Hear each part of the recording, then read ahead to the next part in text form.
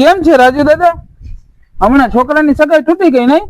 હા ભાઈ, એકબીજાને ન જામ્યું તો શું કરે. સારું થયું આ બધું લગ્ન પહેલા જ બધું પતી ગયું. નકર ગામમાં આપણી લગ્ન પછી આપની આબરૂ શું રહ્યું. રાજુ દાદા, છોકરીમાં કઈ વાંધો હતો? હા બાપા ના, કોકે કીધું છોકરો રેઢિયાર છે, બૂચમારું છે, દારૂડિયો છે. એ લોકોએ તોડી નાખ્યું.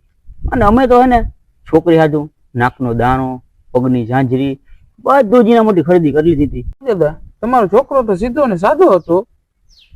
રાજુ દાદા, તમારો છોકરો તો જયારે ભેગો થયો ત્યારે જય શ્રી કૃષ્ણ મહાદેવ હર એવું બોલતો. આ પણ ભાઈ હવે ઉપરવાળાને જેવી મરજી. રાજુ દાદા, તમારા છોકરાની સગાઈ તોડાવી કોને? હવે તમે બધી નામ દેવાનું રેવા દો તો સારું છે. ખબર તો બધી છે પણ હવે નામ ન દે તો સારું છે. આ બધી રાજુ દાદા, પણ મને તો તમે કયો, તમારા છોકરાની સગાઈ કોને જોડાવી?